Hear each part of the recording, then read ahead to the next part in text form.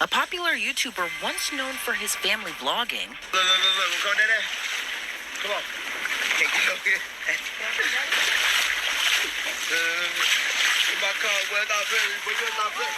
Is now accused of kidnapping 2 women.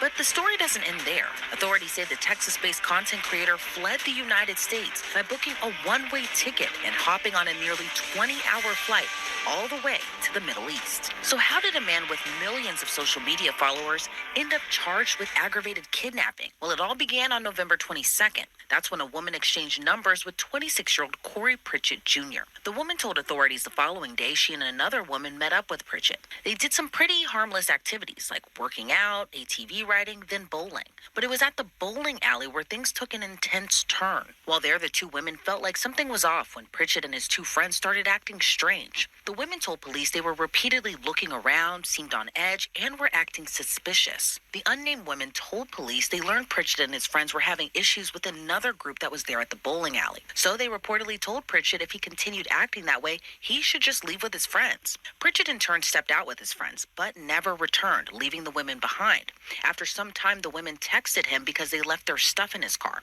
So he asked them to meet at the H-E-B grocery store parking lot to get their stuff back. When the 2 women showed up, he switched gears and offered to drive them home, and they said yes. But according to the women, Pritchett flipped the script once again. During that drive, he reportedly began acting erratically and skipped what was supposed to be the route to drop them off. The women say Pritchett claimed someone was after him and started making phone calls. Then Pritchett began driving at high speeds, going past 100 miles per hour. The women claim he pulled out a gold-colored handgun and started waving it around the sunroof while still driving erratically fast, then began firing off rounds out of the car window. One of the women reportedly told Pritchett to take her back to her apartment and try to calm him down by asking him to pray with them.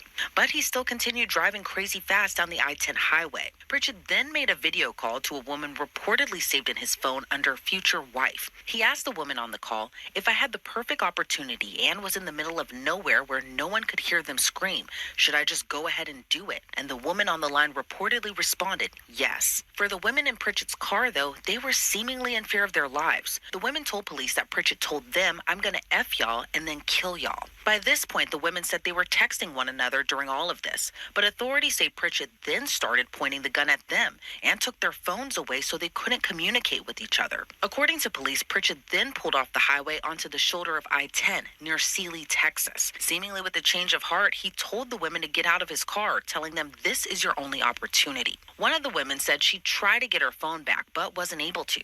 Then Pritchett drove off, leaving them stranded on the side of the road at night. The women told police they spent more than an hour along the side of the highway before they were able to flag down a driver who called 911. But clues pieced together by investigators would help corroborate their story. One of the women had the Life 360 app on her phone, and screenshots, which included timestamps and the route they took, supported the victim's story of what happened. Pritchett was ID'd through his driver's license and social media pages. But when investigators reached out to him, his phone was no longer in service. Instead, they found out through TikTok that he was planning to move to Dubai. I moved to Dubai.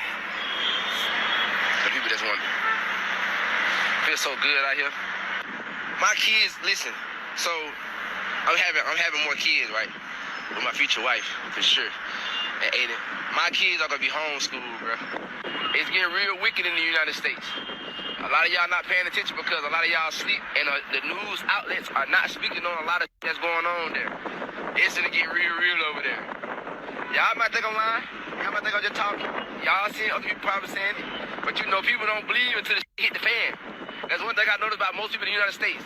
They want to party, live life, Let's bring on retired FBI agent Colin Schmidt to get his thoughts on this. Colin, thank you so much for joining me today. You know, what is your reaction to this case, from Pritchett's alleged erratic behavior to trapping these 2 women allegedly in his car and leaving them stranded on the side of the road, then later fleeing off to Qatar?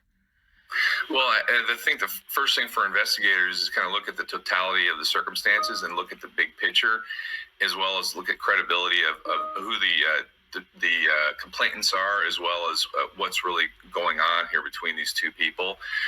And that's based upon the recent instances of YouTubers or bloggers or social media influencers faking in their own kidnappings.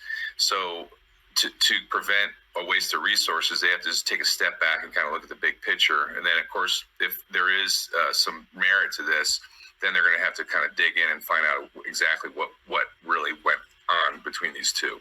And investigators also say that, GPS data from Life 360, which was an app that was on one of the women's phones, that helped corroborate their story. Talk to me about how investigators use that type of data to kind of piece together, or at least verify these types of allegations.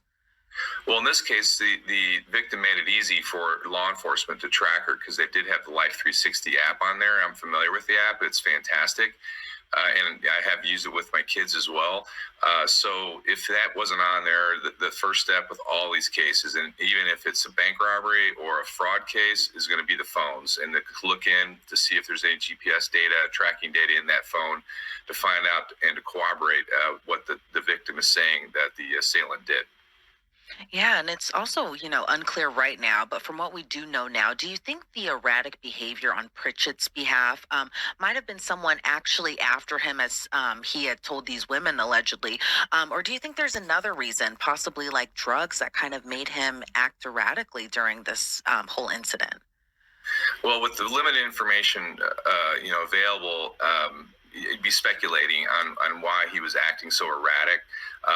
So when somebody's acting erratic, there's a catalyst or some sort of antecedent that make them do that. So either it's something internal or external, and that's one thing that's going to come out, so to speak, in the wash as the investigators do their investigation and start talking to people and find out why he was behaving in such an odd manner.